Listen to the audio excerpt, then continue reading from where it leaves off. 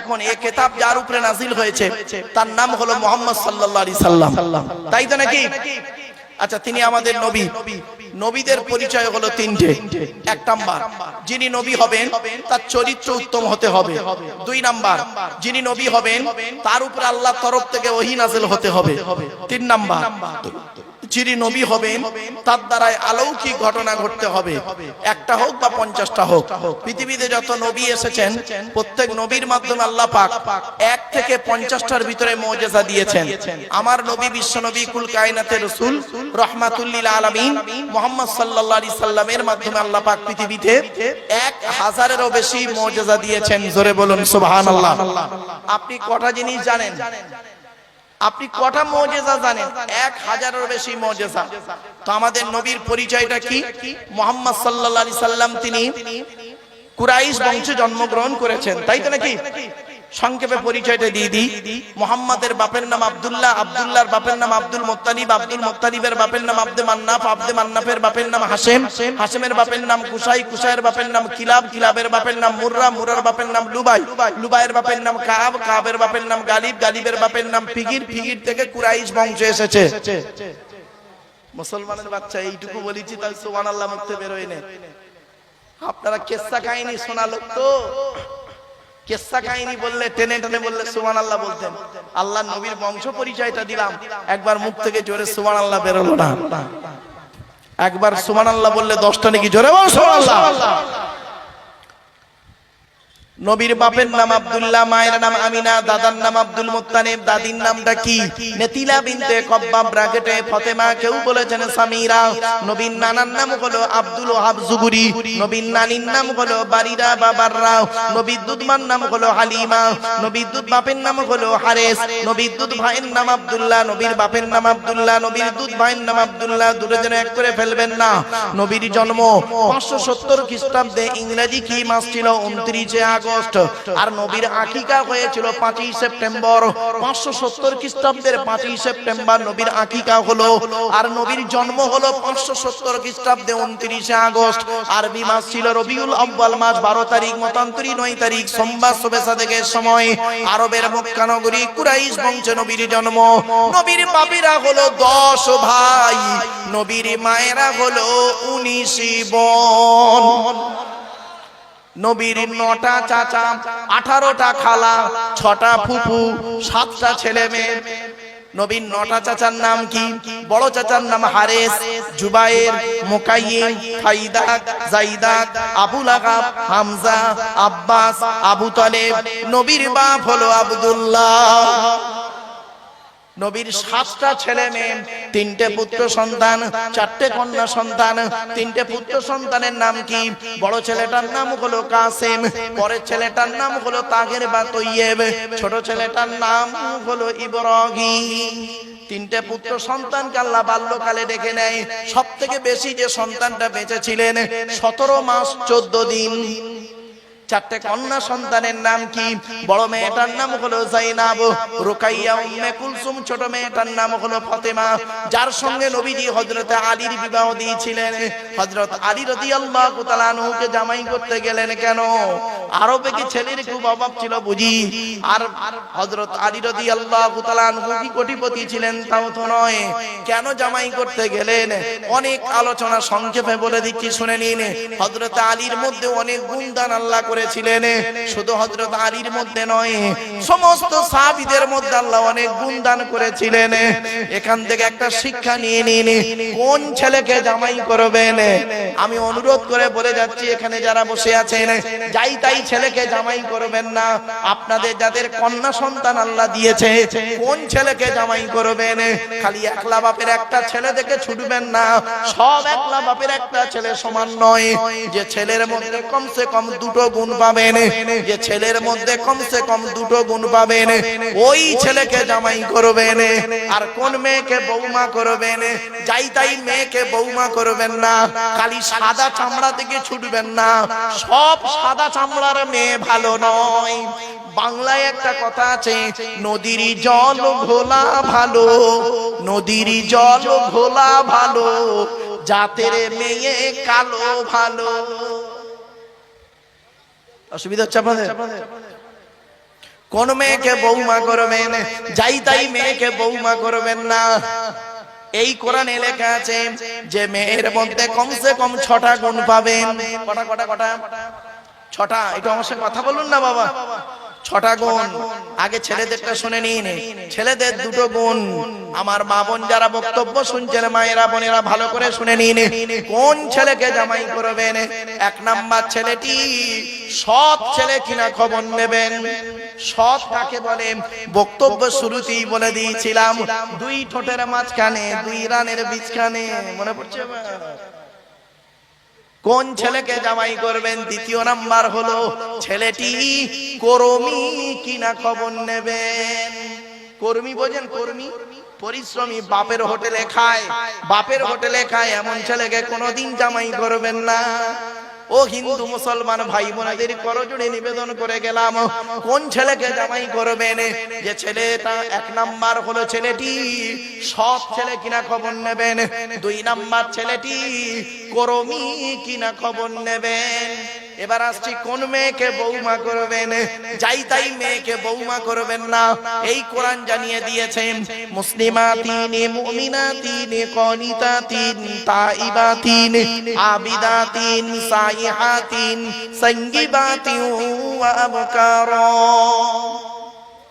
28 নম্বর পারার 19 নম্বর পৃষ্ঠার 11 নম্বর লাইন, সূরা নাম সূরা তাহরিমের 6 নম্বর 5 নম্বর আয়াত আল্লাহ বলে দিলেন, যদি আপনি মুসলমান হন, কোন মেয়েকে বৌমা করবেন?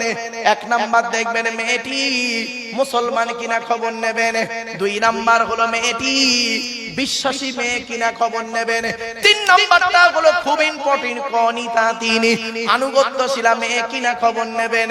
দূর থেকে খবর নিয়ে দেখবেন ওই মেয়েটি ওর বাপ আর মাকে ভক্তি শ্রদ্ধা করে কিনা খবর নেবেন।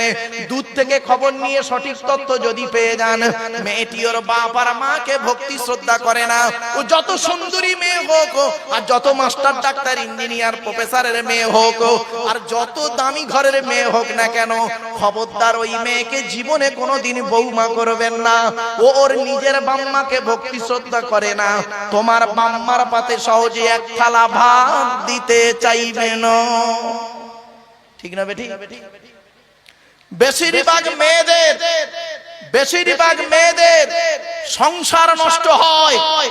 বেশিরভাগ মেয়েদের সংসার নষ্ট হয় মেয়ের মায়ের কান ভাঙানিতে।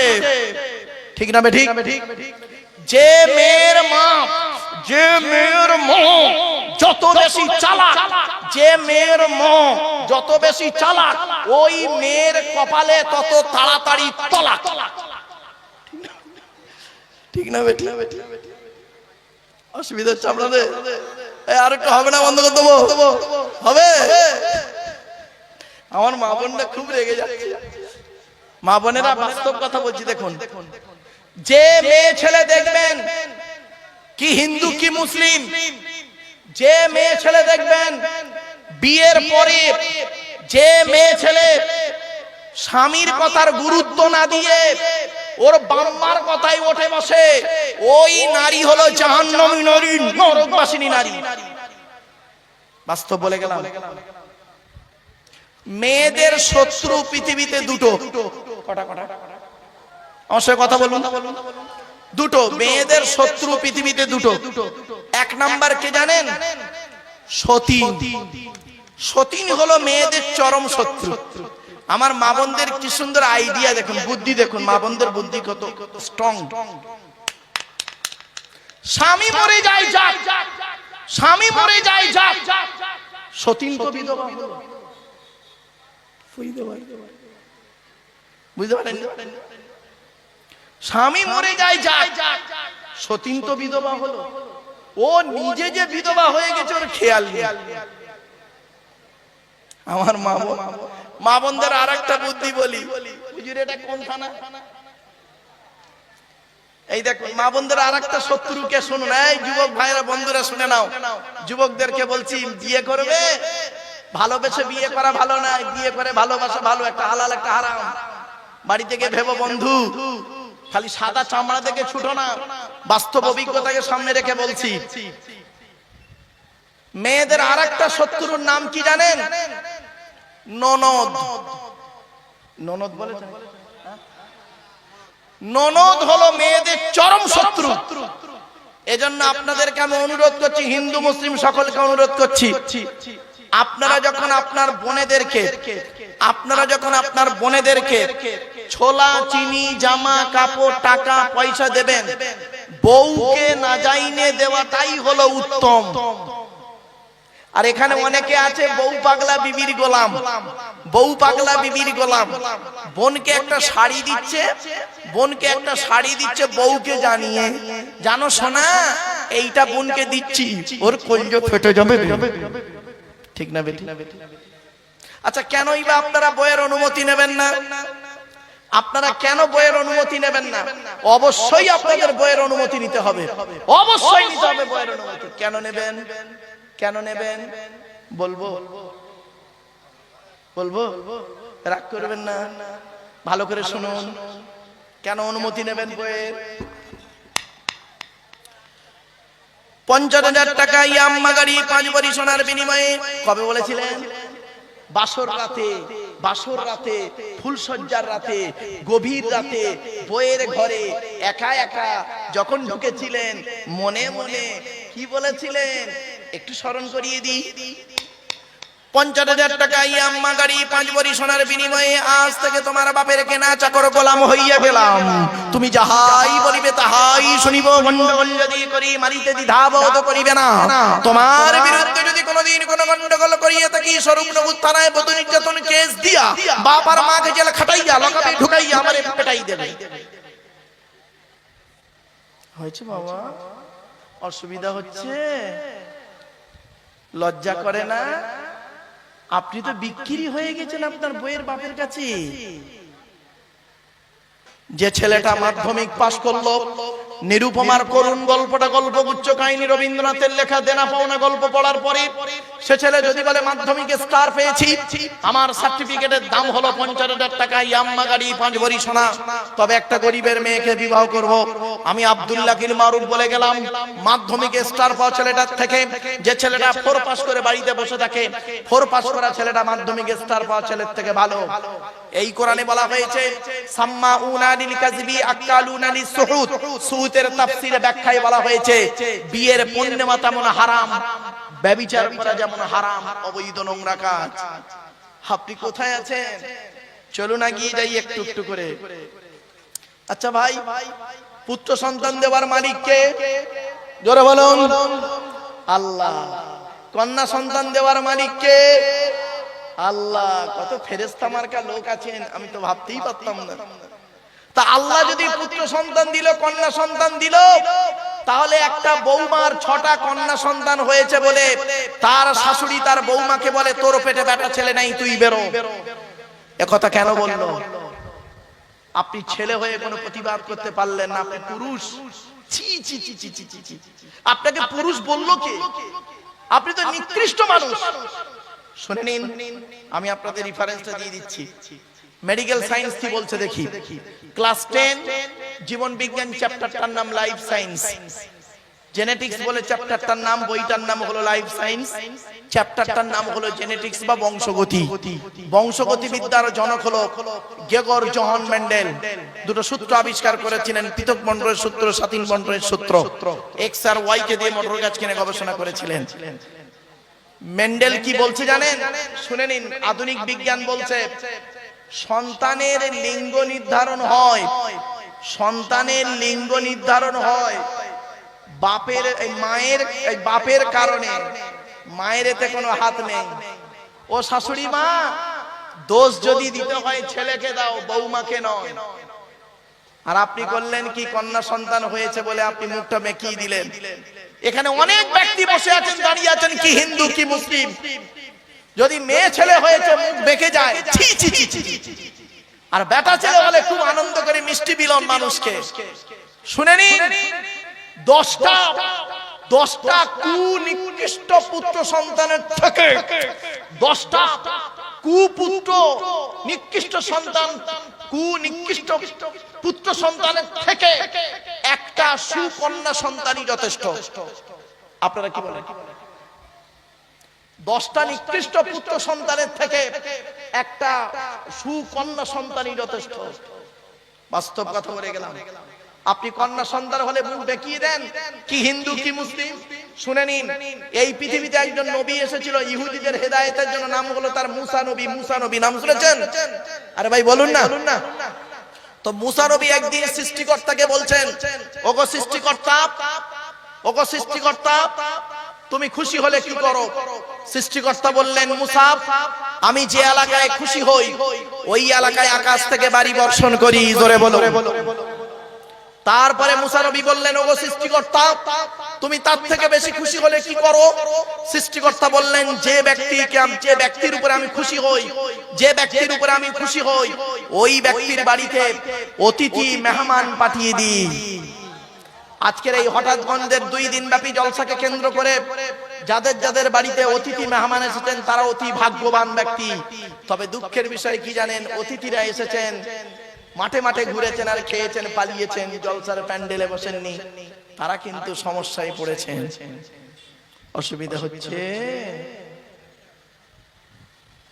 3 নাম্বার, হযরতে মুসা নবী সৃষ্টিকর্তাকে বললেন, ওগো সৃষ্টিকর্তা দয়াময়, তুমি সব থেকে যখন বেশি খুশি হও তখন কি করো? সৃষ্টিকর্তা বলেছিলেন, মুসা, পৃথিবীতে যে ব্যক্তির উপরে আমি খুশি হই, যে ব্যক্তির উপরে আমি খুশি হই ওই ব্যক্তির বাড়িতে কন্যা সন্তান দান করি। আপনি কোথায় আছেন? কন্যা সন্তান হলে আপনার মুখ দেখে যায় আপনি পুরুষ। ছি ছি ছি, আপনি শিক্ষিত লোক, আপনাকে শিক্ষিত লোক বলাই পাপ পাপ পাপ। আপনি হলেন নরকের কি। মনে রাখবেন মুহাম্মদ সাল্লাল্লাহু আলাইহি ওয়াসাল্লাম কি বলেছেন একবার দেখি। কোন ব্যক্তির যদি 3 বা 3-এর অধিক কন্যা হয়, কোন ব্যক্তির যদি 3 বা 3-এর অধিক কন্যা হয়, আর ওই 3 কন্যাকে যদি তার বাপ ভালো করে লালন পালন করে ভালো জায়গায় বিবাহ দিতে পারে, আমি মুহাম্মদ বলে গেলাম, আমি যে স্বর্গে বা জান্নাতে থাকবো ওই স্বর্গে বা জান্নাতে 3 কন্যার বাপের দেখা হবে। আপনি কি ভাবলেন? চলুন একটা একটা করে বলি, অসুবিধা হচ্ছে আপনাদের?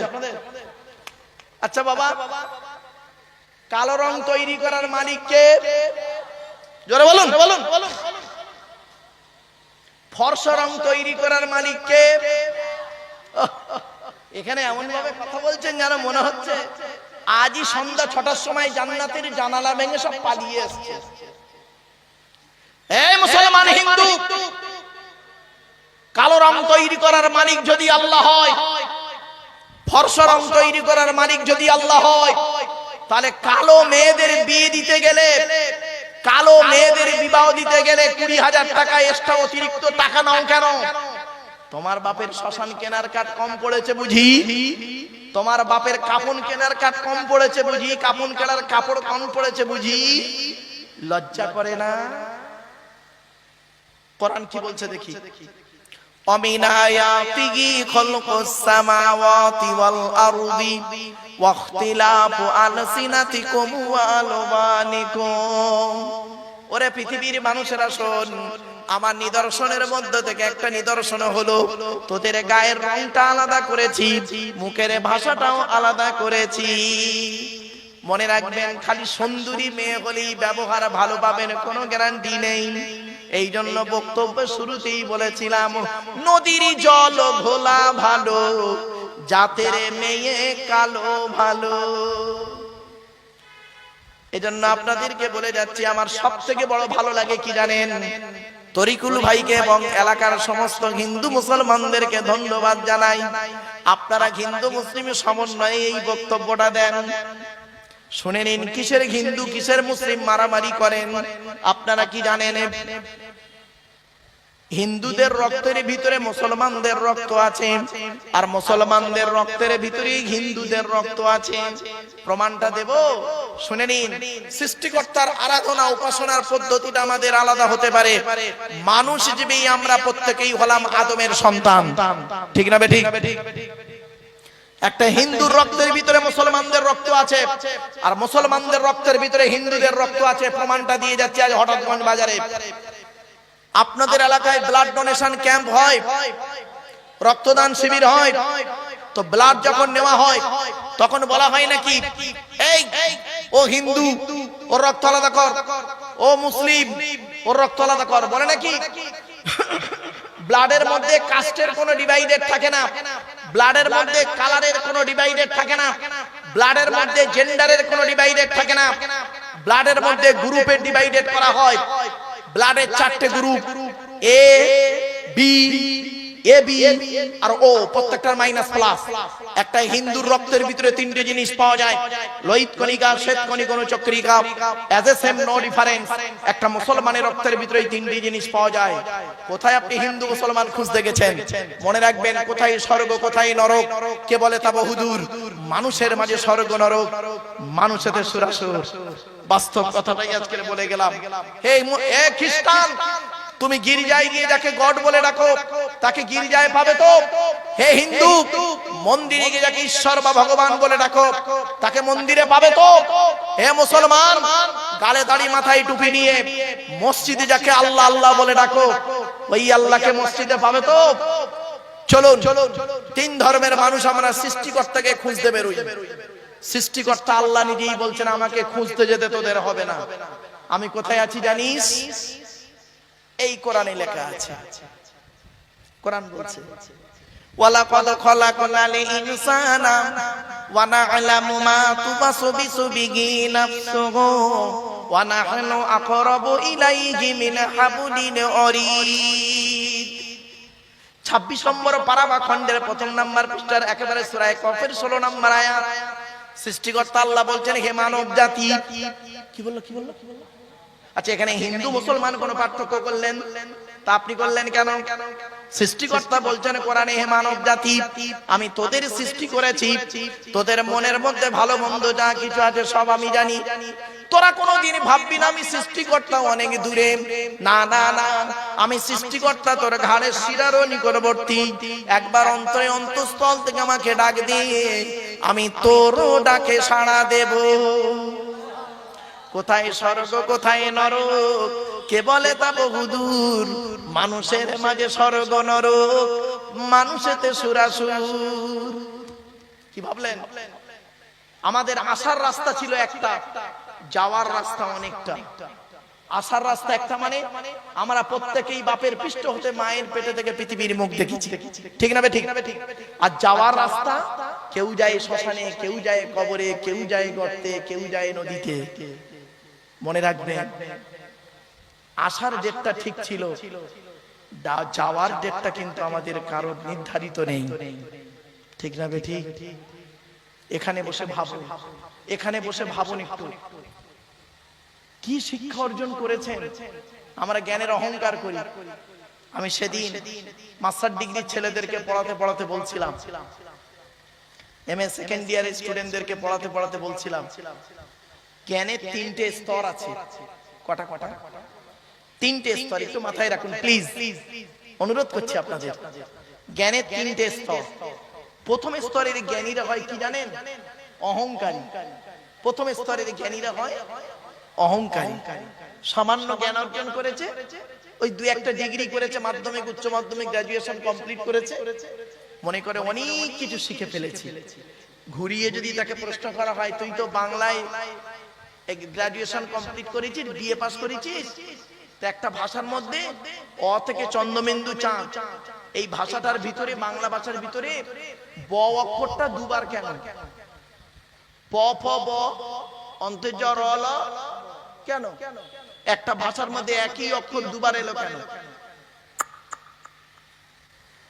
যদি ওকে বলা হয় ইংরেজিতে এ থেকে জেড পর্যন্ত অ্যালফাবেট বলে, তাই এ অক্ষরটাকে আগে বললি কেন? বি দিয়ে শুরু করলে ক্ষতি কি ছিল? হয়ে গেছে। সৃষ্টিকর্তা বলছে, কি জ্ঞানের অহংকার করিস? তোর চোখ থেকে কয়েক হাজার কিলোমিটার দূরে চাঁদ, তাকে তুই দেখতে পাস।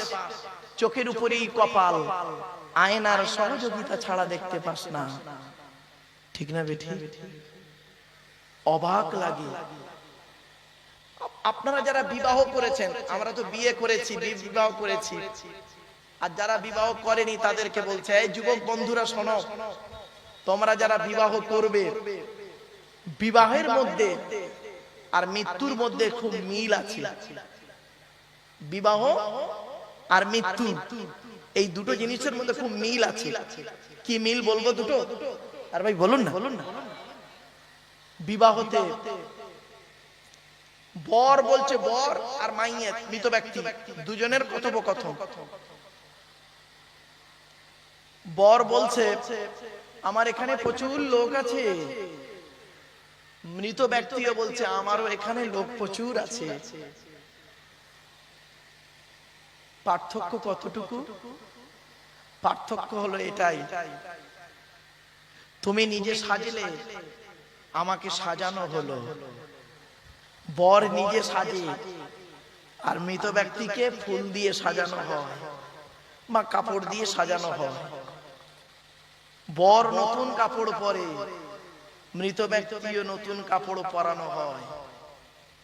বরের পালকি ওঠে, মৃত ব্যক্তির খাটিয়া কাঁধে ওঠে। কিছু বুঝতে পারছেন? শুধু তাই নয়, ওখানেও লোকজন ছিল, বিয়ে বাড়িতে, মারা বাড়িতেও লোকজন ছিল। পার্থক্য শুধু একটাই ছিল, ওখানে সবাই হাসছিল, এখানে সবাই কাঁদছিল। কিছু বুঝতে পারছেন? শুধু তাই নয়, বর আর মৃত ব্যক্তির পার্থক্য কি দেখুন। ওখানে মৌলবী সাহেব ছিল, ধর্মগুরু যাকে বলেন, হিন্দু মুসলিম যাই হোক। ওখানে মাওলানা ছিল বরে বিয়ে বাড়িতে, এখানেও মাওলানা আছে বিয়ে বাড়িতে, এই মরা বাড়িতে। ওখানেও দুটো আয়াত পড়া হলো, বিয়ে পড়ানো হলো, এখানেও দুটো আয়াত পড়ানো হলো, দোয়া পড়লা হলো, জানাজা হলো। তোমার বিয়ে করালো, মৃত ব্যক্তির জানাজা পড়ালো, একই ব্যক্তি। কিছু বুঝতে পারছেন আমার ওয়াজ? একই ব্যক্তি। এখানে বসে একটু ভাবুন, একই ব্যক্তি, ওর বিয়ে পড়ালো, এর জানাজা পড়ালো। বর বলে আমি আমার আপন ঘরে চললাম, মৃত ব্যক্তিও বলল আমিও আমার আপন ঘরে চললাম। পার্থক্য শুধু এতটুকুই, তোমাকে উপরের মানুষেরা করলো আপন আর আমাকে করলো দাফন। কিছু বুঝতে পারছেন আমার ওয়াজ? আশ্চর্য বাবা। আমি আমার গাড়ির সামনে একটা বোর্ড লাগানো আছে, দেখবেন, বিশ্ব মানবাধিকার পরিষদ, ওয়ার্ল্ড হিউম্যান রাইটস কাউন্সিল। নিচে একটা বাক্য লেখা আছে, শব্দ লেখা আছে ন্যাশনাল প্রেসিডেন্ট। দিল্লিতে, বাস্তবটাই বলছি। আপনাদের এলাকায় কোন মানুষ যখন মারা যায়, মারা গেলে আপনারা তাকে গোসল দিয়ে, মানে স্নান করিয়ে, গোসল দিয়ে, কাপড় পরিয়ে, জানাজা পরিয়ে, মাটি দিয়ে চলে আসে, তাই তো? 20 দিন পরে কোনদিন কবর থেকে দুটো বাঁশ সরিয়ে দেখেছেন কেমন আছে? দেখেননি না? একবার দেখবেন, মাইন্ডটা পাল্টে যাবে। কি হয় শোনো, মানুষকে মাটি চাপা দিয়ে আসার পর সর্বপ্রথম দেহে কোন অঙ্গটা পচন ধরে জানেন? না, এই না। এজন্য মানব দেহ যখন গরম হয় সর্বপ্রথম ঘামে এই না। 6 থেকে 8 দিন পর মাথার চুলগুলো, গায়ের লোমগুলো, হাতের নখগুলো খসে খসে পড়ে যায়। 10 থেকে 12 দিন পর মাথার ব্রেনটা পচে গিয়ে নাক দিয়ে, কান দিয়ে, গাল দিয়ে পড়াতে থাকে। 18 থেকে 20 দিন পর পেটটা ফেটে যায়, পোকায় তৈরি হয়।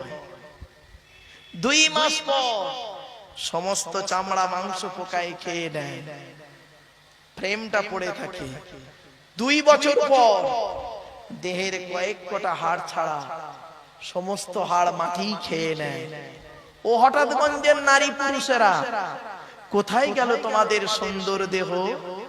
মনে রেখো, মাটির দেহ মাটি হবে, পুড়ে হবে ছাই। এ দেহ পচা দেহ, গর্ব কিসের ভাই? শুনে রেখে দিন, সৃষ্টিকর্তা বলছেন তো দেহের মধ্যে আমি 9টা ছিদ্র দিয়েছি। আমাদের দেহের মধ্যে মোট 9টা ছিদ্র আছে। 9টা ছিদ্র কি কি? 2 চোখ, 2 নাক, 2 কান, একটা গাল, 7টা সামনে পেছনে। এই 9টা ছিদ্রের যে কোনো একটা ছিদ্রের মাধ্যমে ফেরেশতার দ্বারাই আল্লাহ আত্মা বের করে নেয়। আপনাদের এলাকায় কত মানুষ মরে গেছে দেখবেন, কি হিন্দু কি মুসলিম, গিয়ে দেখবেন লোকটা মারা গেছে, পেশাব ফিরে ফেলেছে, বুঝে নেবেন সৃষ্টিকর্তা আত্মাটা ওর পেশাবের রাস্তা দিয়ে বের করে নেছে। কত মানুষ মারা গেছে দেখবেন, কি হিন্দু কি মুসলিম, পায়খানা ফিরে ফেলেছে, বুঝে নেবেন সৃষ্টিকর্তা ওর আত্মাটাকে পায়খানা রাস্তা দিয়ে বের করেছে। কত মানুষ মারা গেছে দেখবেন, কি হিন্দু কি মুসলিম, গিয়ে দেখবেন লোকটা মারা গেছে, চোখটা চেয়ে আছে, লোকটা মারা গেছে গালটা হাঁ করে আছে, লোকটা মারা গেছে ঘাটটা বেঁকে আছে, হাতটা খিঁচে আছে। আবার দেখবেন লোকটা মারা গেছে, দেখলে মনে হবে লোকটা ঘুমিয়ে আছে। কিভাবে মরতে চান? সততার সঙ্গে ঈমান নিয়ে যদি কবরে যেতে চান, ওই পথে যদি পাড়ি দিতে চান, এখানে বসে বসে কিছু কথা শুনে প্র্যাকটিক্যাল করে বাড়ি যান। জ্ঞানী গুণী বুদ্ধিজীবী মানুষ, বক্তব্য শোনার লোকের অভাব, আওয়াজ শোনার লোকের অভাব নাই। এজন্য আমি বলেইছিলাম, আমার বক্তব্য শুনতে গেলে একটু ব্রেন থাকতে হবে, একটু সময় দিতে হবে, আর একটু ধৈর্য রাখতে হবে। আর একটু হবে না, বন্ধ করে দেবো? হবে একটু? শোনেন, একটা একটা করে বলে যাচ্ছি, সত্য কথা বলুন, এখানে কেউ মিথ্যা বলবেন না। হিন্দু মুসলিম সকলকে বলছি, আমার বক্তব্য সকল ধর্মের সমন্বয়। দয়া করে একবার হাতটা তুলবেন আপনারা, কাদের বাপ মারা গেছে অথবা মা মারা গেছে অথবা বাম্মা দুজনে মারা গেছে, হাত নামান, হাত নামান, হাত নামান। আমিও আপনাদের মতো একজন পিতামাতা হারা সন্তান। 2019 সালে অক্টোবর মাসের 3 তারিখ শুক্রবার 5:30টার সময় আমি আমার বাপকে হারিয়েছি। 2023 সালে জুন মাসের 28 তারিখ বৃহস্পতিবার বেলা 11:30টার সময় বগরা ঈদের দিন আমি আমার মাকে হারিয়েছি। আপনারাও আপনাদের মাকে হারিয়েছেন, বাপকে হারিয়েছেন। আমি আমার মায়ের জানাজা আমি পড়িয়েছি, বাপের জানাজা আমি পড়িয়েছি, কবরে আমি নেমেছিলাম। এই পৃথিবীর মরা, আমার মরা বাম্মার মুখ পৃথিবীর শেষ ব্যক্তি যে দেখেছেন সে হলাম আমি। আমার পরে পৃথিবীর কোন মানুষ আর আমার মরা পিতামাতার মুখ দেখেনি। আপনাদেরও পিতামাতাকে যখন শেষবারের মতো খাটিয়াটাকে তুলে নিয়ে যাওয়া হচ্ছিল, কি শ্মশানে কি কবরে, শেষবারে আপনার বাবা মার মুখটা একবার দেখানো হয়েছিল। ওই যে আপনার পিতামাতার মুখ দেখে আপনি চলে গেল, নিয়ে চলে গেল লাশটা, সেই দিন থেকে আজ পর্যন্ত এখানে বসে সত্য কথা বলুন, হিন্দু মুসলিম, আজ পর্যন্ত পৃথিবীর কোন ব্যক্তিকে অন্তর থেকে আব্বা বা মা বলে ডাকতে পেরেছেন আপনারা? বলুন। আরে শ্বশুর কোনদিন বাপ হতে পারে না, শাশুড়ি কোনদিন মা হতে পারে না। শ্বশুর তোমার বাপ হয়েছে